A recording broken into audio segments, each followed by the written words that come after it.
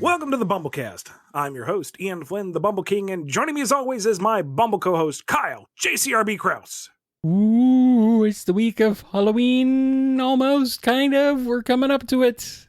It's scary. It's scary. It's very scary. It's coming up this weekend, and I don't know.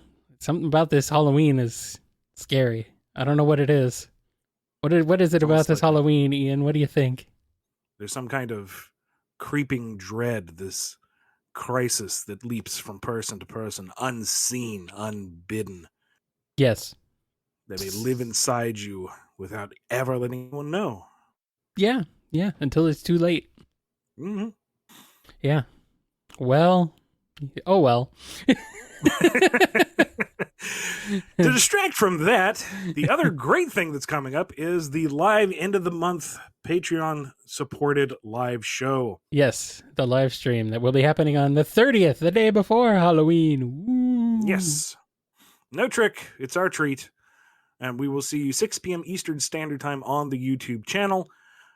Same rules as last time. Ask whatever you want live in the chat.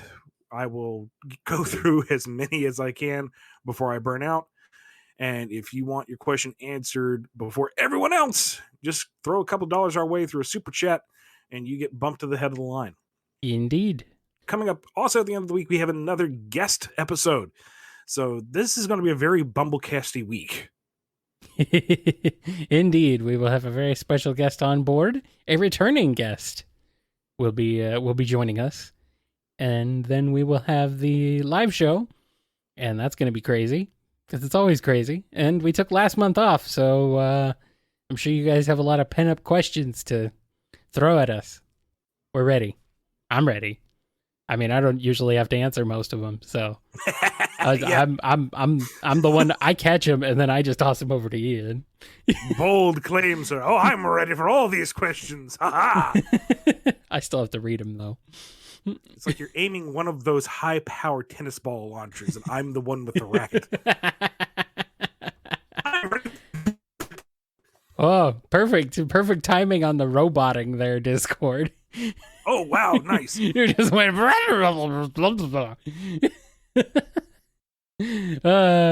whatever, it's fine. You've been beaten too many times by errant tennis balls, aka questions. Well, there is our stretch goal. If we can bring in $2,000 a month over on the Patreon, that's patreon.com/BumbleKast, we will do an episode where every question is written on a tennis ball and Kyle throws it at me. We'll figure out how that'll work. and then we'll figure it out. So there we go. There's a super duper stretch goal for you guys. Make it 3,000 and I won't have a racket.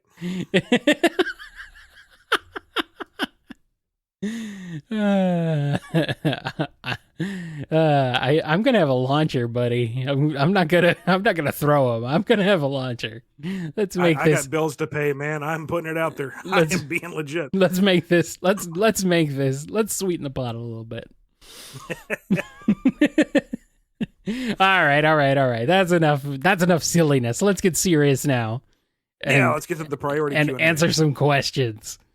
Starting off with the priority Q&A this week from X. If Sonic and Tangle were to ever have a day out with each other, what would they do? Normal things, i.e. explore a city, go on a hike, try to sit still long enough for a movie, etc., or would they do some insane things like just raiding an egg base for funsies? I imagine the first time out, Tango would push for the egg base raid because that should be so much fun and it's going to be so cool and so exciting. It sounds like it is, but...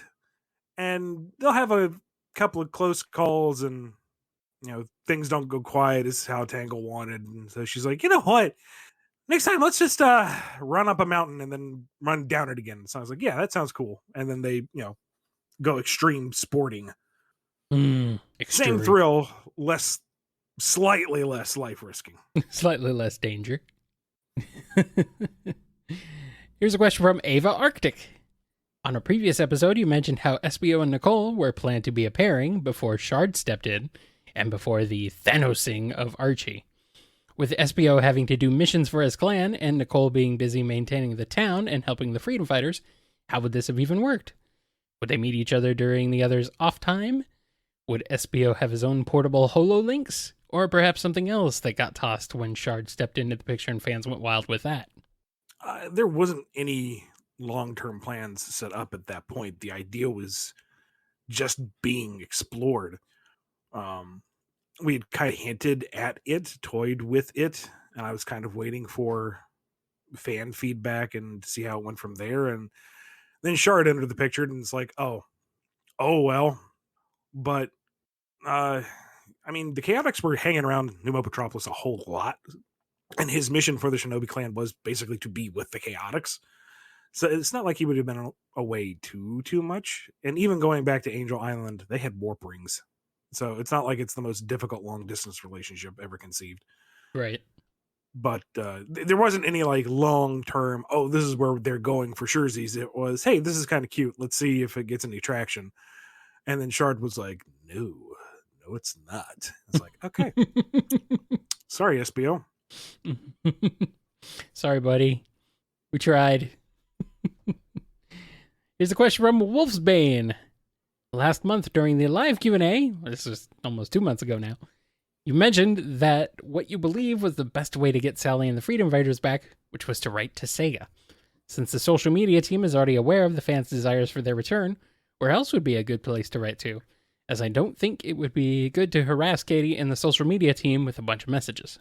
No, but here's where you have to find the fine line between too much and enough. And I don't have the right answer for that. But you should still contact Sega regularly. You don't need to phrase it as, I wrote to you last month, they're not here yet, why not?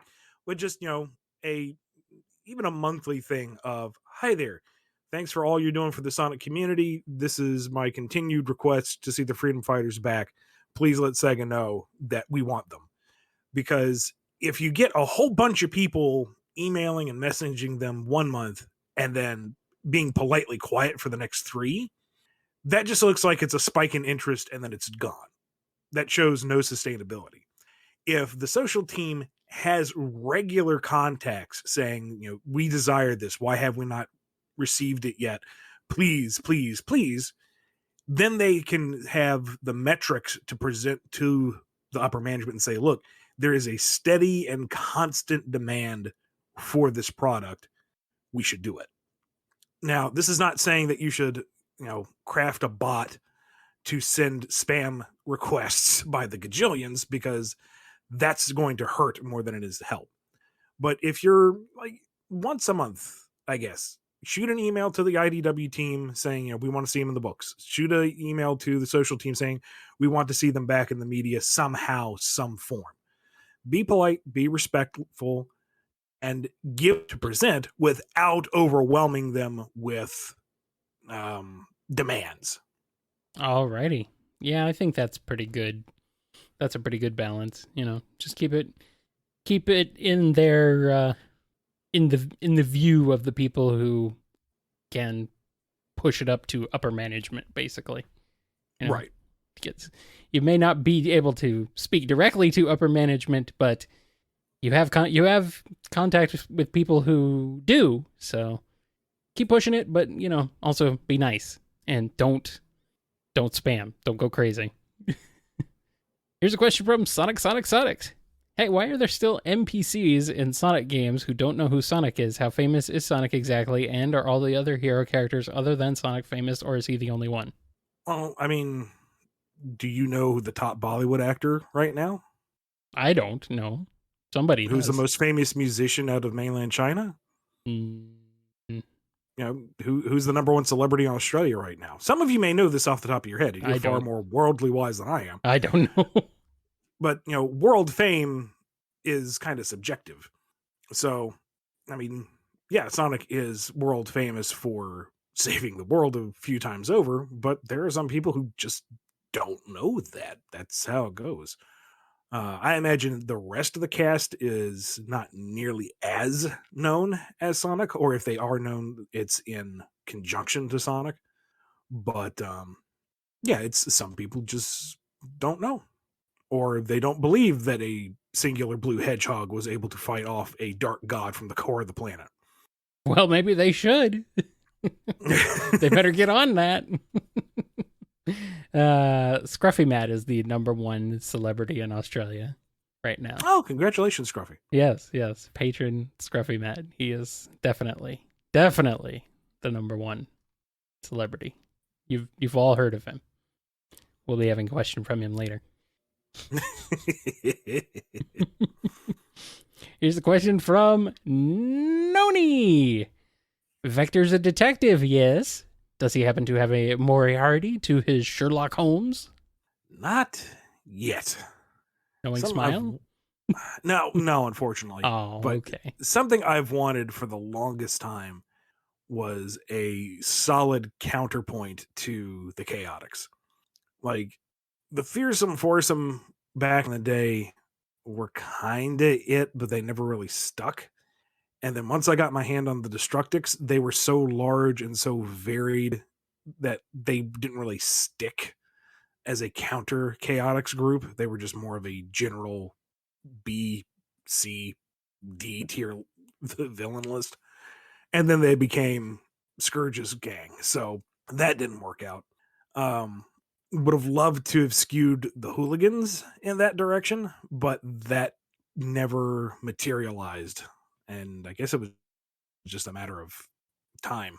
Like, I just didn't get around to it. They were used in other ways. Mm-hmm. And can't really do it right now because the classic Chaotix are not available. And I don't get a lot of time to play with the classic world anyway. So I don't know. I would like to see, someone dedicatedly designed to be Chaotix because I love my duality and that would be a lot of fun. But at the same time, it has to be a question of what are they going to do in the long term and, what makes them distinct other than they're just the bad Chaotix? What do they bring to the table other than Ian's wish fulfillment? Because that's not enough. That's not enough. But I don't know, maybe one day. Someday. Here's a question from Pandolce. There's something I've been quite curious about since it was mentioned recently. How is Starline's house? In what kind of place he lives? How's it decorated? I'd love to know every detail of it. Starline is the kind of guy who brings his work home with him, and he lives to work and he works to live. So he doesn't really have one house. He has bases and laboratories.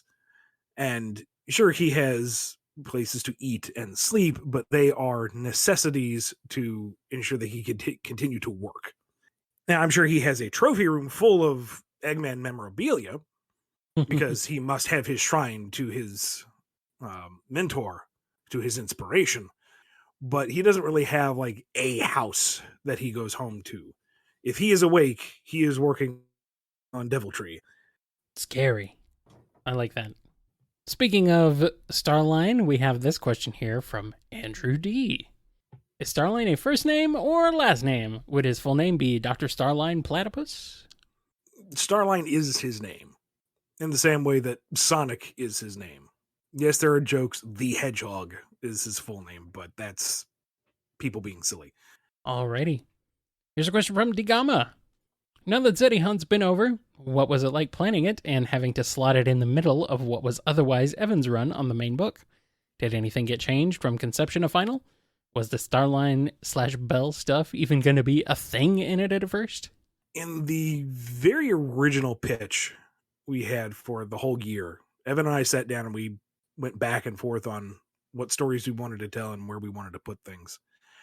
And the revelation of who Belle was and her story, which showed up at the end of Zeddy Hunt, was originally planned for a 2021 annual. But that whole book got cut from the schedule, and instead we did the 30th anniversary classic special. So that bit of story was kind of left hanging. So I asked Evan's permission, do you mind if I fold this into the end of Zeddy Hunt just so we still hit that beat because there was nowhere else to put it with all the other things that she had planned? And she was very gracious and said, yeah, do that. So that's where we folded that in there. But otherwise, it was pretty much as is. The biggest notes were those that came from Sega on how they wanted the Deadly Six portrayed. But even that was more nuancy than really major revisions. Interesting. Here's a question from Happy Time.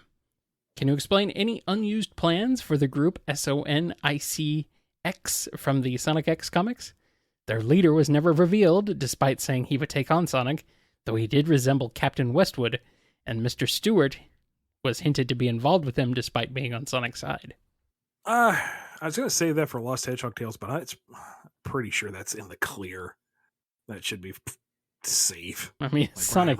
It's Sonic X. We're not going back to Sonic X anytime. Yeah. Yeah. The intention there wasn't here's the thing with Sonic X, the group, was that I was tasked with creating antagonists for Sonic, but we weren't allowed to create new characters. So I had to mine the series itself. And that group is the best I could come up with. None of them individually were strong enough to be a new antagonist. So that's why they ended up getting grouped together as the conspiracy group. And the book itself was skewed for younger readers. And it's already a young reader book anyway, but I'm talking younger than the main demographic. So the organizer was meant to be a introduction to what is mystery trope for the youngins, with Westwood being the red herring. No, excuse me, with Mr. Stewart being the red herring, and Westwood being the obvious but somewhat obscured organizer. Mr. Stewart's background as a secret agent was going to be the foundation for the misdirection. He was investigating Sonic X on his own, so he was aware of them, but we would only present so much on that perspective so that it would seem like he was involved somehow. And he has glasses, and therefore, ooh, that's the connection. He's really the organizer. He's a traitor to Sonic. Oh no, it was actually Westwood, who is an established jerk and also wears glasses. It's not deep or thoughtful, to be sure, but it wasn't meant to be. It was meant to be a cutting your teeth on this style of storytelling type of misdirection. Alrighty then. Here's this question from Zenith. The symphony got me thinking. Would any of the Sonic cast be interested in learning music? What type of instrument would they want to learn, and how proficient or invested would they be? I can imagine most of the cast would be into learning something. I mean, Tails could build a whole music maker.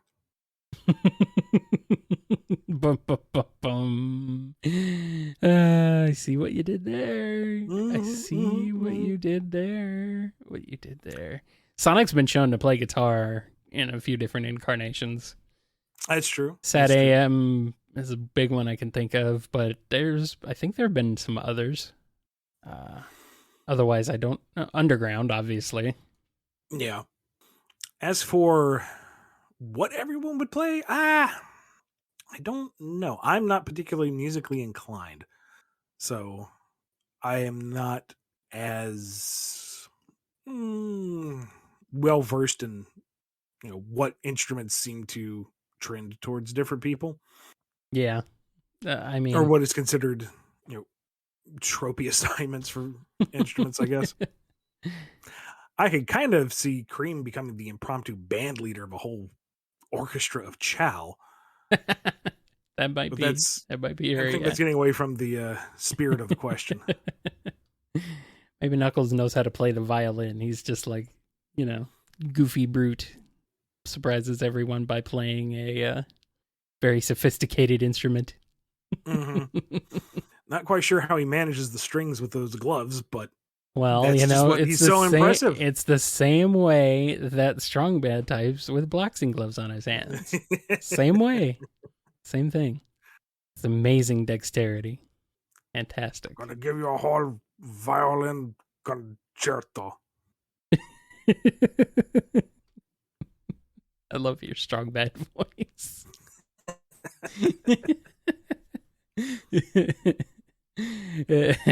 All right. Wait, this thing's made out of cat guts? That's hardcore. Gross. All right, here's one from Scurry Dog. How do you imagine a battle between Mimic and Morpho, aka Steve Eggman, would go? And just for funsies, how would the other characters in IDW react to Steve Eggman? The battle itself would be harrowing but comedic because Mimic would not hold back. He would go for the kill shot every time. And Steve wouldn't quite know what to do with that because he's kind of a goof. So it would be kind of a Wily Coyote Roadrunner scenario, except with a little tinge of terror because we like Steve. Steve is funny. We don't want Steve to die. Ultimately, I imagine Steve would be able to transform into something that Mimic didn't expect and escape, but Mimic would win by default. As for the IDW cast, it's hard imagining Steve Eggman existing counter to standard Eggman, but he'd be kind of a frenemy, I guess. Eggman sends him out on infiltration missions or some other villainy, and they see through the disguise. Or he really doesn't want to blow up Restoration HQ, so he kind of shows up, hat in hand, and says, "Hi, I brought a bomb. Okay, just dispose of it over there, please. Would you like some crackers?" "Yes." "With cheese?" "Absolutely." "Oh, nice." And then he comes back, shape-shifting to look like he's been in a big fight and says, "Oh, they got me, boss. They totally got me." Let's get into this question here from Hero of Light 13. Since in your previous episode you briefly touched upon certain songs and singing taking place in the Sonic comics, it got me curious about what your thoughts are on the use of those songs and music in comics overall. Certain fancy-hatted comic reviewers on the internet are of the opinion that there's not much point in depicting sung lyrics in the comic medium, particularly when it's an original work, as at that point, without any music, it's more like poetry, and kind of defeats the purpose of, well, a song. And I kind of have to agree. It's one thing if it's a popular song that most people would likely be familiar with, but if it's an original song, you just kind of have to guess what it's meant to sound and feel like. I believe there is right ways and wrong ways to do it, but to throw out the idea wholesale because you can't hear the music is disingenuous to the medium itself. Like, go back to the Sonic and Metal Sonic fight that Adam drew. Yeah, it's a great fight scene, but you're not looking at a fight. You're looking at still frames. What's the point of drawing a fight if you're not going to actually be able to see the movement? By that same token, who cares about any of the dialogue? You're not going to hear how the characters are saying what they're saying. That's all up to interpretation. Comics and any written literature, you have to bring some of yourself to the table. And I remember going through some of Tolkien's stuff and being a little frustrated at the time with all the songs that came in, because what are these songs? They're just poems because I have no idea what the song is. But you bring yourself to the table to say, okay, this is how I interpret the song. This is what you bring to it, and this is how you hear it. And when it is written and portrayed correctly, you get the feeling of it going through. Question, we had to cut it a little bit for time, but the full question referenced Mina's concert. And I think that is an example of it done right. And that is more towards the art necessarily than the writing. The lyrics get across, what Mina is saying and drives the plot forward. But the artwork conveys what's going on. No, you can't hear the music, but you can see the energy of the band as they are performing. You can see the crowd reacting. You can see the fervor and the excitement of them. You can see Sonic getting into it. You can see Nicole's reaction to it as she actually listens to the lyrics. You can see lose herself in the music for a moment and then come around to realize what else is going on around her. If your complaint about that scene is you can't actually hear the tune, you're not actually reading the book at that point. You're looking at it, but you're not interpreting the information that is given to you. Comics especially are not just text. If you're just reading the word balloons, you're reading comics incorrectly. Right. That's just how it is. It's a visual medium.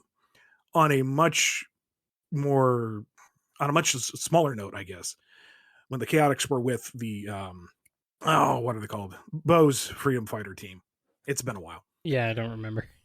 And you've got Alan singing his goofy little tune and strumming away, you don't have to know what the notes are. By the goofy nature of the way that they're singing it and the way that they're being so cartoonishly into it, the way that the text is rendered as it sways and drifts through the panel rather than just being presented as a sentence, the way that the other characters are reacting in the background, either rolling their eyes or being amused, you know that the song that's being presented is goofy sounding, that it is kind of silly and that people are enjoying it for fun, versus the Mina concert where you can tell there is a lot of energy going into that. And if you know any form of music, you can extrapolate from there. Would it be great to have the actual medium in there? Sure. It would be great to actually see the fight scenes go. It would be great to have all the dialogue voice acted, but you can't do that in the silent static medium. So you have to bring some of yourself to the table when reading a comic and interpreting what the artist does there.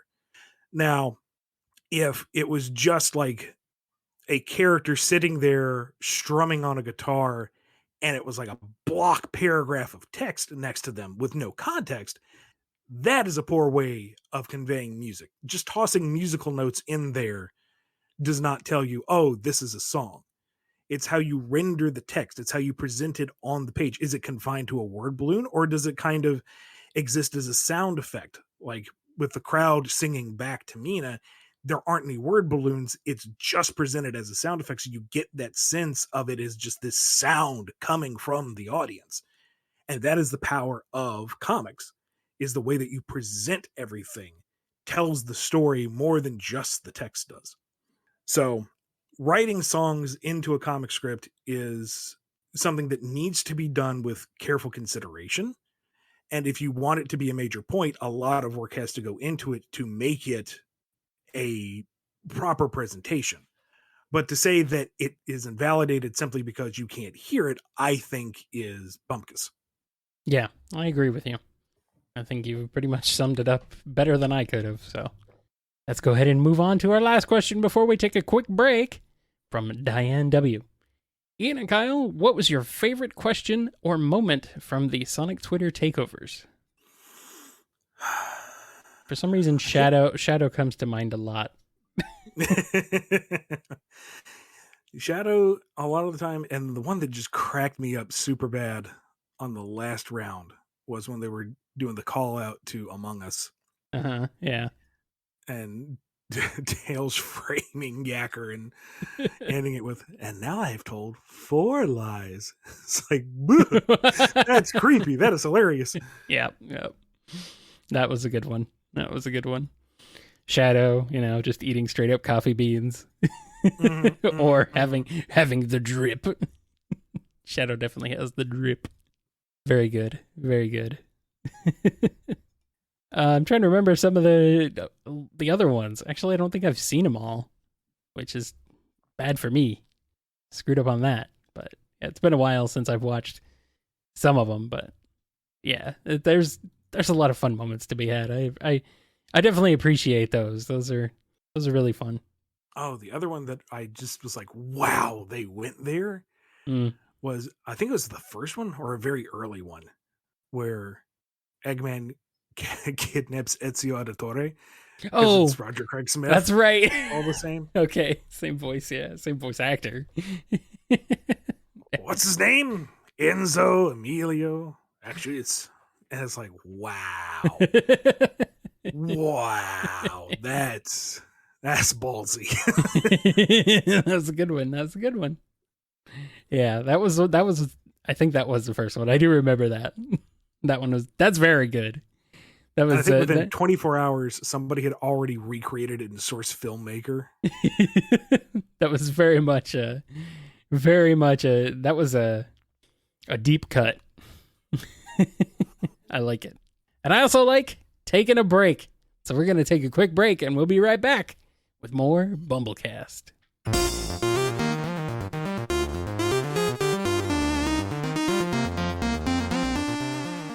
I'm on my break.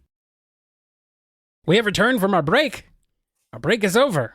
So it's time to get into a question from Alphamon or Yukin. Hey Ian, lots of people ask about Styx from Sonic Boom being introduced in IDW. But I'm wondering if you'd be allowed to bring in the other characters or even materials from that series as well, like, say, Lyric the Last Ancient or the Chaos Crystals. No. I can tell you that right now. It breaks my heart because I feel like I could find a good use for Lyric, retool it for the modern universe. And I've pitched it to a few people for funsies, and they kind of nod along and go, that's not a bad pitch, but it's Lyric. And it's like, but yeah, no.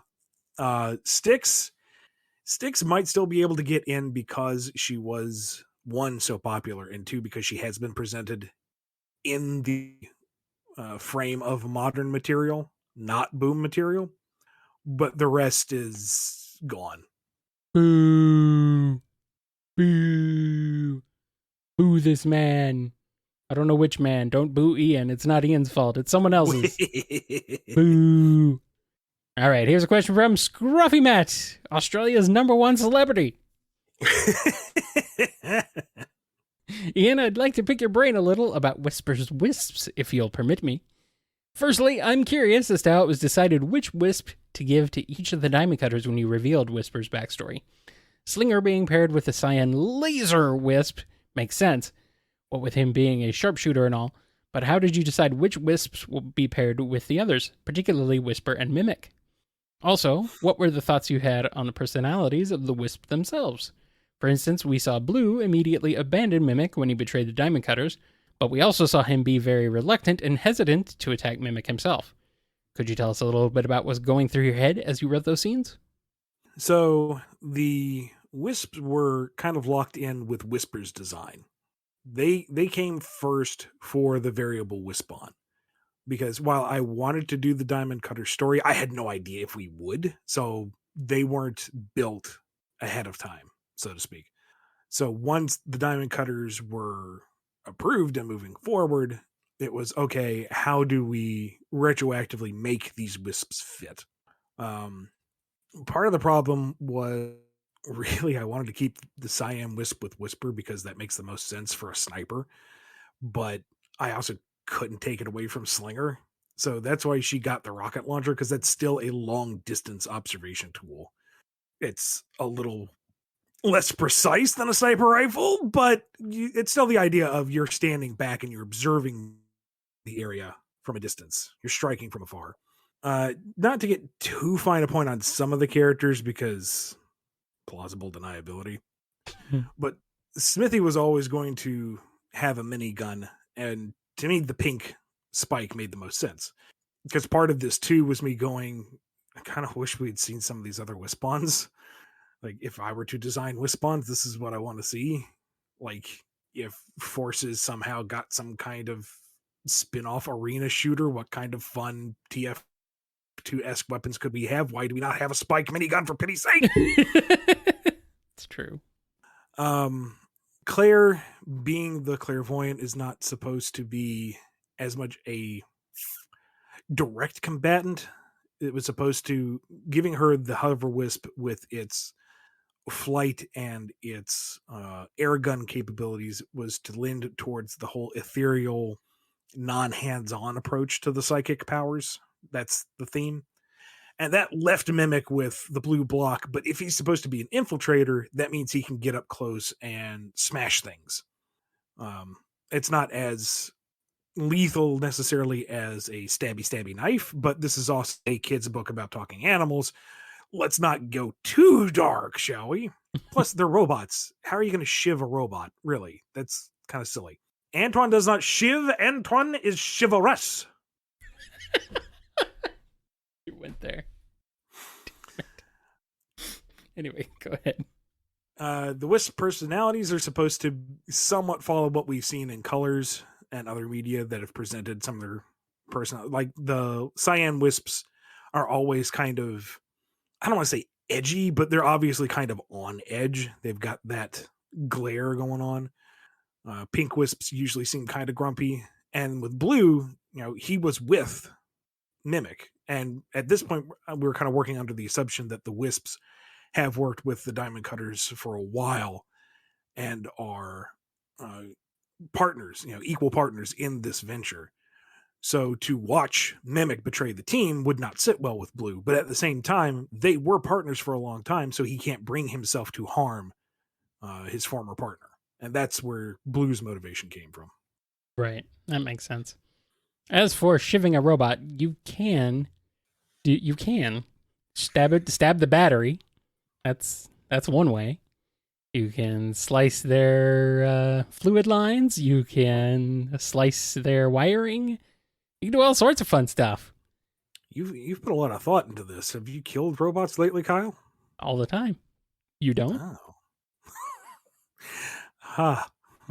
Stab to them any in, of the stab 'em AI in. listening in, ready to take over the human race, I, for one, support our new robot overlords and could be very helpful in rounding up people for the salt mines. Yes, stab them in their optic sensors. That's one way to do it. You can make a malfunction. You can do it. This is not a difficulty. In go stab a robot. You'll see how easy it is. Well, maybe I will, but first we have to finish this episode. Okay. Let's get into this question here from Jib. Got another Knuckles question. I'm curious if Knuckles suddenly being pushy about pushing the refugees off his island in issue 30. I haven't been able to find any of the context of the games that would express him being particular about helping others even when he's being temperamental. And I wasn't able to find any of the context in IDW to answer where this aspect of Knuckles came from clearly without having to speculate. I've always noticed he's quick to help others when that situation is presented before him. And I've noticed he's one of the most empathetic characters amongst the cast, if not being stated quite often as tenderhearted, or traits similar to that one. So I'm curious, was that aspect of Knuckles situational because he was being protective over Angel Island and wasn't able to feel for the metal virus situation as strongly because he wasn't really there for a lot of it? Or did being the commander and forces have an effect on him in general that caused this particular progression for Knuckles? More that the crisis was over, that the with the virus cured, people can go home now. They can get off his island. Every single one of them is a liability. He's just very protective of the island itself. He has no problem with fighting for someone else, for combating evil, for doing something heroic, but he also doesn't want people on his island. That's the point. Get off his island. He's protecting the island. If you're on the island, he has to watch you, and he doesn't want to watch you because you could leave now. And sure, there are a number of refugees on the island who need help, and he will do what he can to help them. And then once they're helped, they can get off the island. Indeed. That's one way to do it. And here's a question from Censored. If the comics had a game or TV series adaptation, who would provide the music? Tomoyo Otani, Richard Jakes, and Jun Senaway? Or Michael Tavera, who did the music for Sonic Sat AM? Or Michael Mancina and or Phil Collins, both of who did the music for Tarzan? Or Henry Jackman, who did the music for Captain America the Winter Soldier? Or Alan Menken, who did the music for various Disney films of the 90s? I don't know. Weird. I mean, if the comics were adapted to TV, it would depend on who was doing the production. Yeah. And if they have a in-house band, or if there is a studio that they cooperate with, or if they would want to commission a named talent. Game-wise, I imagine they would use the talent they've been using for a while now. Yeah, most likely. But I mean, if pie in the sky, this is like a dream scenario. Who would you want to provide the music? I'm not musically inclined. I don't really have a horse in the race. I can't imagine Phil Collins writing a Sonic soundtrack, though. That's why not? Although a Phil Collins cover of "Open Your Heart" would be very interesting. I don't know if it'd be good, but it'd be interesting. Yeah. Danny Elfman. Yeah. Tim Burton's Sonic the Hedgehog. No. Yeah, no. I gotta give a shout out though, real quick, to Techno Cinema on Bandcamp, aka Danny Burns. technocinema.bandcamp.com. They do a lot of soundtracks for IDW comics. For they've done some for different animations and for the readings and stuff. So go check out their stuff. Maybe that'll be something that would fit. So check them out. Next up, we have one from the Hobo Joe. One day I was browsing the BumbleKing site, and I noticed it said you were a scenario writer on Indivisible, and wrote about a third of the game's plot. Having played a fair bit, I know Tyson's wife was one of the leading forces on it, but I don't know if that's how you got involved. Is there an NDA, or can you talk about that experience, how much impact you had on the plot, or were you following a plan they'd set? More importantly, which third of the game? I'm trying to keep it soft because some crazy stuff happens, but I don't see games broken out like that, and I'm curious to hear about it. Jeez. I mean, I think I'm under NDA, but is the company still solvent? The company itself, I don't think is. I don't know.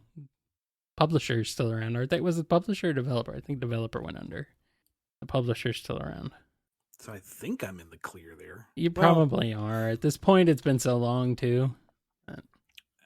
Yeah, but given how it fell apart, Yeah. certain parties might be eager to pounce. So we'll just glance over this. But I was invited to try out to join the writing group at the time and was brought on.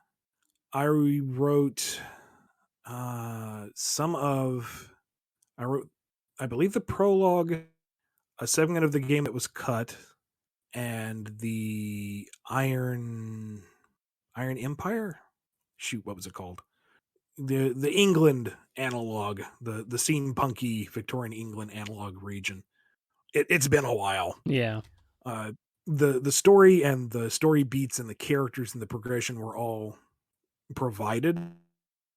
It was my job to write the script that would kind of interconnect those moments with feedback from me and the other two writers on how things were progressing and how we thought things should maybe be massaged.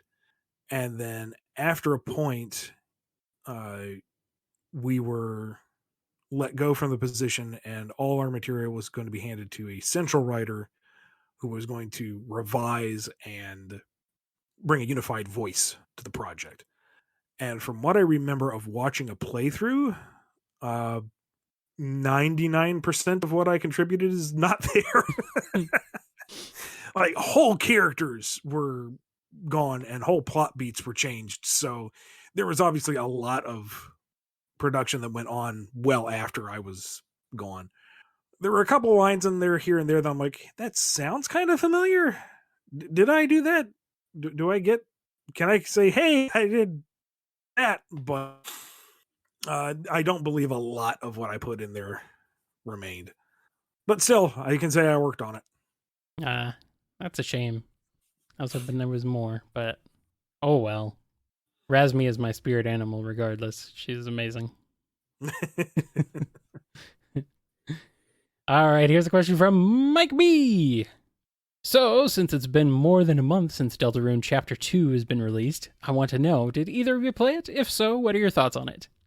I have not played it. I have not played the original Undertale. I've watched multiple playthroughs of it, but I have not played it myself. And I've not seen or played Chapter 1. But I will say, the music is amazing. I'm very familiar with the music at this point. I mean, it's getting remixed like crazy. So I'm very familiar with the music. It's fantastic. Yes, I know Undertale is really good.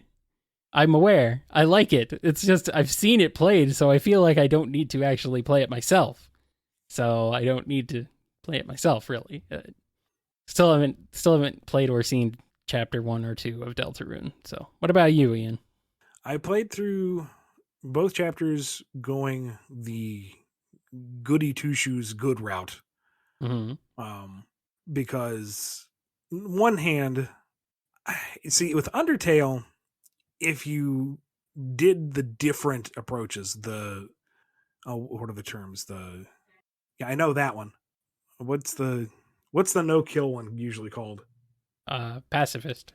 Pacifist, there we go. Because if you did the genocide route at any point, it didn't matter if you went back and did pacifist run, it affected the game. Like, the level of meta context to it is staggering. and there are very, very different paths you can take, and there are multiple save files, but I don't want to indulge in the darker path and potentially mess up the good path, because I want to do good things for these characters. I want to be the good guy in this, because Toby Fox and his team have created just this amazing cast of characters that are endearing and so freaking flexible. The amount of variation you can get in each chapter, depending on your choices, is mind-boggling. And I have no idea how he's going to manage all this 7 chapters down the road, or 7 total, I should say. Like, there are some stark changes that happen in chapter 2 alone, depending on how you take it. And it's like, well, what do you do for chapter 3 then? How does this all play out? And the thing is that, like, the core gameplay is generally the same. You'll be able to play from start to finish and hit the same gameplay beats, at least as far as I know. But the story and the characters and what is available to you will change drastically.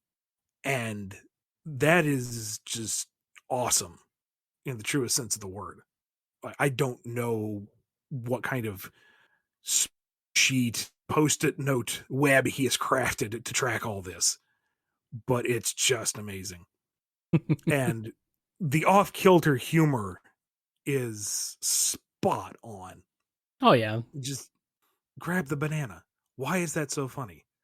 You need the context, but it's even in context, it makes no sense, but it's still so freaking funny. There's if you haven't played, close your ears. Kyle, I'm going to spoil it for you because you should have played this by That's now. fine. Go ahead. I've had a lot of it spoiled for me already, so it's totally cool. There's a setting in the city where there's cars, except they're running on legs. So already, their engines are running. Haha. And there's a crosswalk, and you hit stop, and they all, stand still so you can pass. And you get into another crosswalk, and you hit the sign, and it goes, instead of saying stop, it says walk. And so all the cars go from sprinting to just kind of casually walking down the street. Of course. It's just, who thinks of that? Stupidest jokes, but they're the funniest too. I like it. There's a little hidden alleyway that you go into that's got a bit of graffiti of the famous little dog icon. Mm-hmm. Yeah. And you walk down the path, and then out of nowhere, here it comes in like a play school car and like runs you over. There's this rapid fire loss of light. You can't get away from it. And then it gives you a fake game over screen from Undertale. Oh, I have seen that. Just why? The one gag that cracked me up so bad, like I had to stop playing for a second, was you're storming the castle, and these 3 dining room tables drop down with serving platters, and the lids show 2 of the platters have bombs and 1 has a key for the door. And then the lids come down and the tables spin rapidly around you, and you have to pick which platter to choose. Well, I followed it. I picked the proper one for the key, and the key floats up to the lock and explodes. Whoop. Okay. Now what?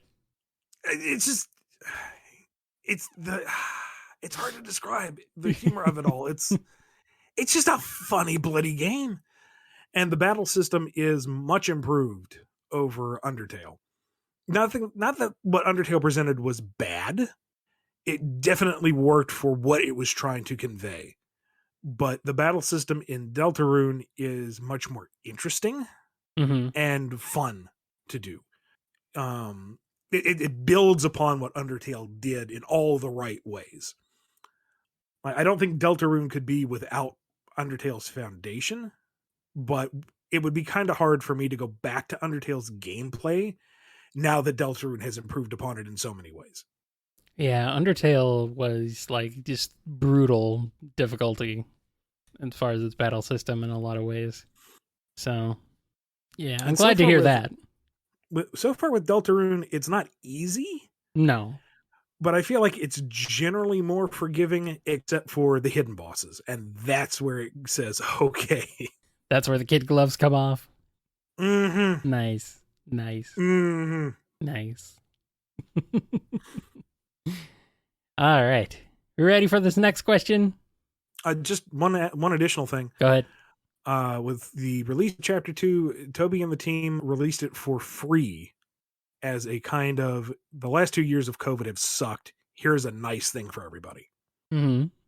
So by all means, support them by purchasing the main game, by buying the soundtracks, show them love because they deserve every ounce of it, every penny. Yes. They produce an excellent product and they just seem to be good people. So just, even if you don't play the game, just buy it, support them. Buy the soundtrack. Yes, that's a good way to do it. That's a good way to support Bolster them. good things in the world. Yes. And do play it through Deltarune. It is just a fun, engaging, mind messing with you game. Yeah. Oh boy. Here's a question from Speedweed. Given technically we never saw Base getting the evil energy absorbed in Mega Man 8 removed from his body, could it be safe to assume he could very well bring it back eventually, given how evil energy spreads itself from the host? On another note, did Base ever have evil energy during the Worlds Collide comic, or was that all before Mega Man 8? Oh shoot. As for the evil energy, I'm going to theory craft on the spot here and say that Wily managed to extract it and contain it.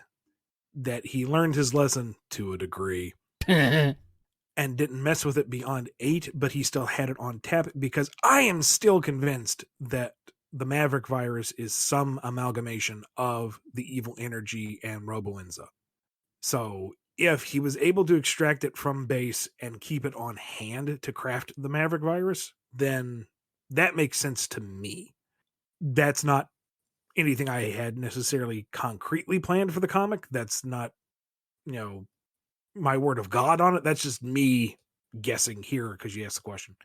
As for in Worlds Collide, it's been a while. I don't remember where we had the universe set. I think just for simplicity's sake, it was after the latest game, which at that point would have been 10.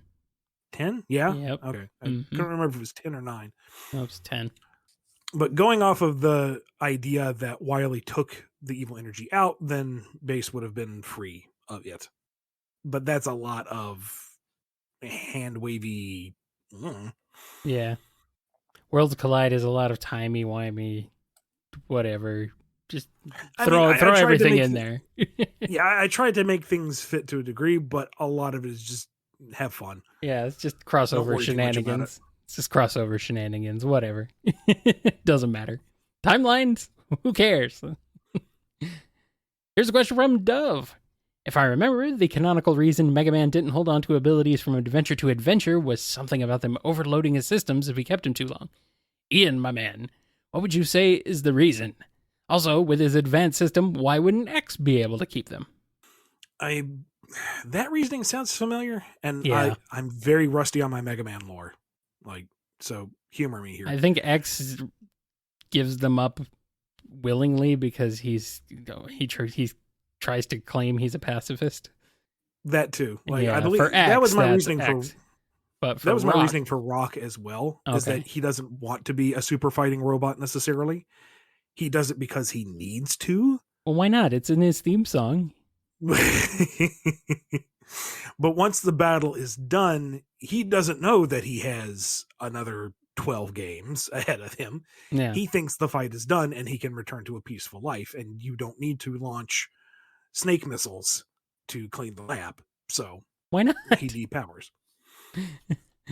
X is a little harder to swallow because he's in the Hunters. He knows that there is ongoing issues. And even if he presumes that Sigma is dead again, there are still going to be Mavericks and irregular behavior to be taken care of. But X across the games comes across as a little flighty, so he's kind of undermined by his own idealism to a point. Yeah. So And that's just trying to reconcile multiple years of games that don't necessarily act too cohesively. So your mileage may vary on that answer. Yeah. It's game mechanics. That's really the reason why. But I mean, it's a very Mega Man stories aren't particularly deep to begin with, so just kind of hand wave it, I guess.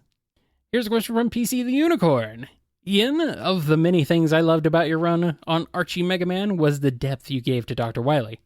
After the Ramoon arc, you had Wily create a whole elaborate facade in order to fool both Light and the public into believing that his actions in the arcs covering Mega Man 1 and 2 were Ramoon's doings, not his own, so that he could enact his next evil plan. Yet there are several moments throughout the epilogue arc where Wily reflects on how much he missed working with Light and considers abandoning his scheme because of it. He sadly falls back into his old ways due to his jealousy getting the best of him, but it does lead me to my question. That being, why do you think Wily couldn't fully put aside his jealousy towards Light?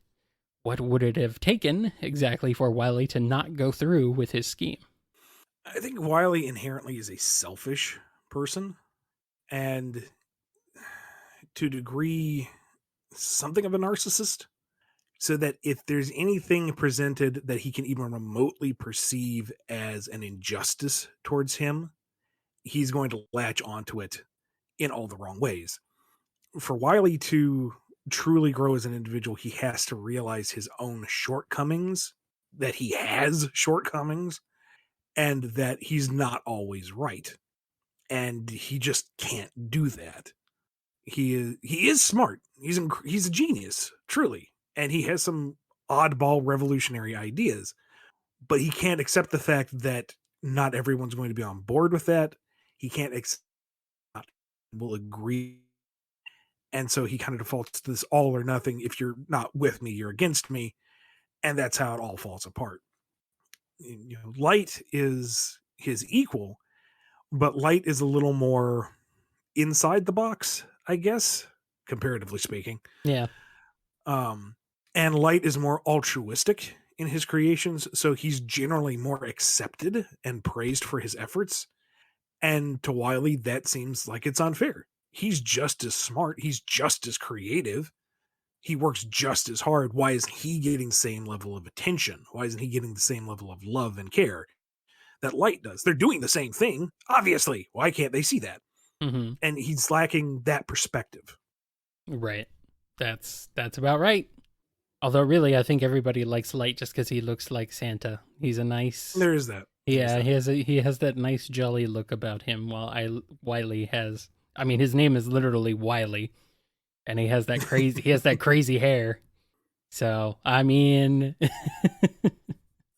here's one from Noni. So, Illumination is doing the Mario movie, and that's a whole thing. So, out of curiosity, which animation studio would you have picked for this undertaking? Nintendo.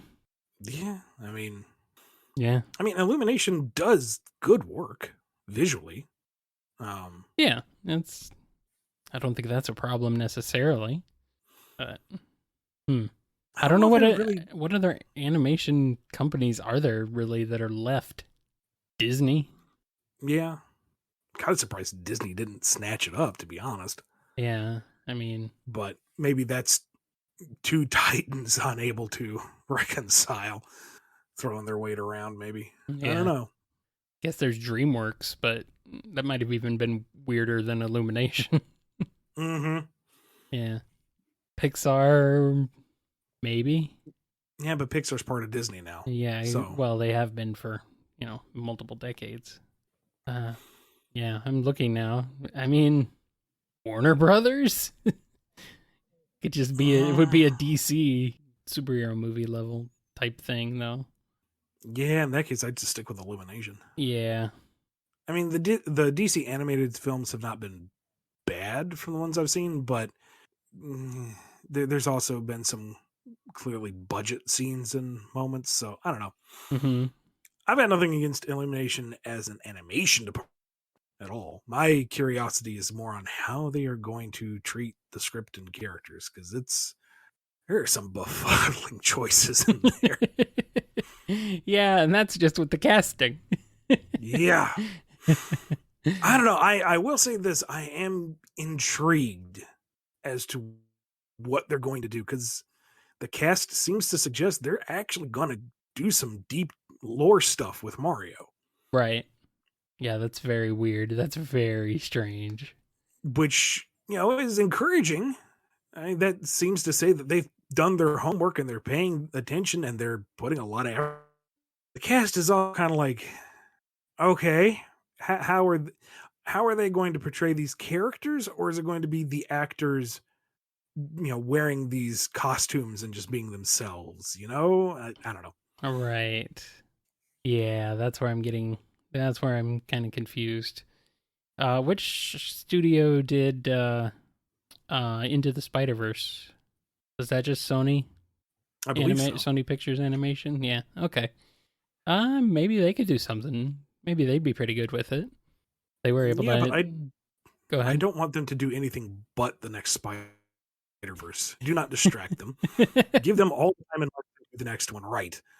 True. Lock them in a box. Give me my next Spider-Verse perfection, please. Maybe. Yeah, just bring Deke back, or Wild Brain as they are now, I guess. Deke back. They did the Super Mario Brothers Super Show. They can handle Mario. That's definitely a thing that could work. It probably wouldn't. And finally, our last question is from Off. Sega and Disney get together and talk about doing a Kingdom Hearts style comic crossover miniseries. What 4 Disney worlds do you decide to use? What Disney villains do you pair up with Eggman, and what heroes do you pair up with Sonic and Friends? We keep coming back to this Kingdom Hearts Sonic thing. People like it. I mean, it's Kingdom Hearts. Kingdom Hearts, everybody's got like huge hands and feet, so it makes sense. And the thing is, folks keep phrasing the question in terms of like a focus on the Sonic cast, and I don't think that would happen. No. That's not the Kingdom Hearts. Donald, Goofy, and their companion, which in this case would be Sonic, I guess, going to the Sonic world to do things. It's not like Sonic would leave the Sonic world and go to the Disney worlds with them. That's not how Kingdom Hearts works. It has a very distinct formula. Yeah. But that's a game. This is a comic, so maybe the format would change up. So, all right. So, Sonic, Tails, and Knuckles with Sora, Donald, Goofy in a gummy ship version of the Tornado. Go to, what do you say, 4 Disney worlds? Yeah. We're going to say Treasure Planet because that movie doesn't get enough love. Okay. I like that one. Tarzan, because I can see the Sonic bring through the jungle like Tarzan easy enough. I know they already went to that in with the first Kingdom Hearts, but whatever. This is the crossover that I'm crafting. That's right. Do what I want. God, it's been so long since I watched a Disney film. It's sad. How about The Incredibles so Sonic can race Dash? Yeah, all right. That works for me. Fight a giant robot. Yeah. Eggman and Syndrome teaming up. That'd be fun. That would be there you good. go. Eggman teams up with the villains of each world. So he teams up with Clayton to capture all the small animals and put them in the egg prisons. Teams up with Syndrome for a giant robot fight. Teams up with Captain Silver to get the treasure because he needs to fund his next robot army, I guess. Maybe there's like maybe there's a magic MacGuffin in with the treasure that he's looking for. Yeah, maybe there's a Chaos Emerald hidden amongst the treasure. There you go. Yeah, something like that. Fourth world. DuckTales. Yeah, all right. I mean, I don't know. I'm just throwing it out there, but if you don't want that, that's fine too. No. It would be fun because, Sonic and crew are fairly at home, but why is everybody ducks and dogs? That's kind of weird. Yeah. And Donald's ducking the nephews because he's the wrong Donald. He's not that world's Donald, and it gets really complicated. Yep. Yeah. Yep. Goofy, however, is perfectly fine with it. Gosh, I'm a photographer in this world.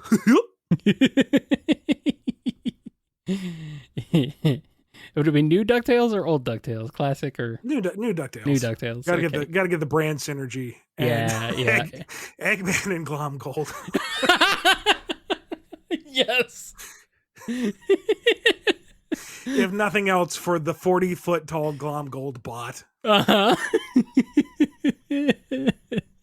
Eggman is pissed off that his death egg's been reshaped to look like Glom Gold. Yes. Amazing. I'm so glad I had this idea. It shoots sharks, apparently. Oh, absolutely. And it's animatronic, too, so it's screaming from space. I've always looked down on you, McDuck. I do it from orbit.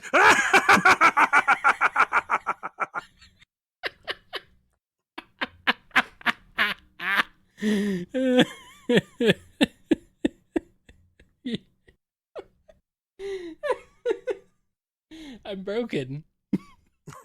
Broken. I am broken. He's piloting a Death Egg robot with a giant Glom Gold head, except when he fires the arms, they don't come back. He's messed up the robot too badly. It just eventually falls apart. The heroes do nothing but dodge and finally just collapses on the ground. Of course. Curse you, McDuck! We didn't do anything. Curse you, kills! And Eggman's just sitting there confused and just doesn't even know what. He what. washes his hands of it. He's going home. Yeah, he doesn't even know what to do. Yeah, he just leaves. He's just like, whatever. He doesn't even put on any pretenses like, no, I'm joining you guys now. I'm done with him. Yeah. Yeah, pretty much. At this point, Glom Gold just takes over. Sonic, can we go home now? I don't want to do this anymore. What, you don't want a revenge? No, I just want to go home. Oh. Poor Eggy. It's too bad because for a while they get along great. They have similar style. Oh, yeah. Absolutely. But when Eggman is telling you to tone it down a notch. And he keeps screaming about money, and money is no object in Sonic's world, so doesn't understand. Very confused. Like, what do you care about the money for? Oh, well, that's my in-joke. I will always bring up the money. Or lack thereof. Patreon.com/BumbleKast. Hidden vocal track of Glom Gold singing Escape from the City. You're not going to do it, are you? Leave it for an after credits thing. Because right now we're done with the show. I guess. Yeah, this has been a long one. But before we wrap it up, big thank you to everyone who makes this show possible over on patreon.com/BumbleKast, Ko-fi.com/BumbleKast, and our YouTube members. Big thank you to Daniel H., Alex P., James K., John B., Jennifer R., Robotnik Holmes, Samuel P., Sam Cybercat, Torchbound, Justin G., Mike B., Coupland Crew 128, Do As It Is Den, Diane W., Andrew D., Scruffy Matt, Chris A., Sonny Salute Your Cat, Dave M., John M., Off, Noni, Dawn B., Yami M., Lee H. K., Lisa M., J. Frost, Chevelle, Jib, Hero of Light 13, Piggy Bank, Blue Title Gamer, Ryan D., Tick Tick, Speedweed, Final Neil, Justin S., Jonathan D., Rachel W., Godzilla Chaos Universe, Sonic Legacy, Daddler the Dalek, Daniel B., PC the Unicorn, Ben Wolfsbane, Fiona M., Dove, Red the Super Namek, Pandolce, Invade Turbo Tunis, gotta say it right, Joe S., Preston M., Carlos, Jennifer H., Chad, Alman or Yukon, Michael, Chico D., Renard Pixel, Les, Chase L, ONBD, Fire Red XY, John the Real Waluigi, Noah S, Sapphire Scarletta, Spark Z, Crooker, Lexi Loves Jojo, Corjiro Highwind, Michi, Louis J, Xanderoni the Painter, Kimiko, Callum Q, Radray, Cameron H, Alex the Border Collie, Ava Wolf, Happy Times, Zenith, and Scurvy Pirate Hog. Yay! Thank you all so much for supporting us and for being cool people. And to everyone else, thank you for listening and hopefully enjoying the show. We will see you Wednesday for the standard Q&A, Friday for a guest episode, and then the live Q&A session this Saturday on YouTube. Ooh, it's a busy, busy, busy week. It is. Until then, be good to yourselves, be good to each other, and we'll see you then. Alrighty. Follow me, set me free, Trust me, and we will escape from the city.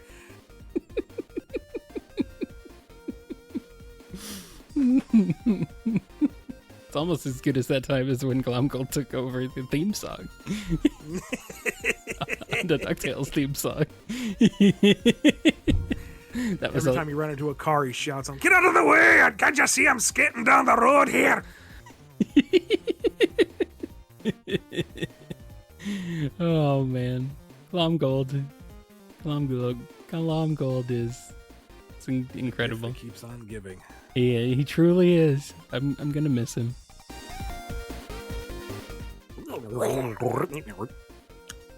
You can't trick me. That was you.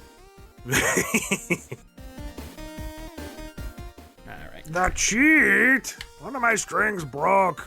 Come here and make me one of your intestines.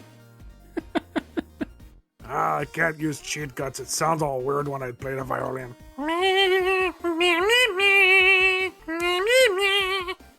Horrible.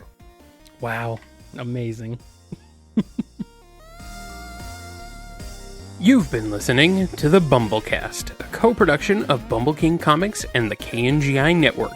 Original theme music composed by Ken Coda Snyder. Remixed intro by T-Lopes. Find out more information, along with podcast feeder links, MP3 downloads, and more at bumbleking.com and kngi.org.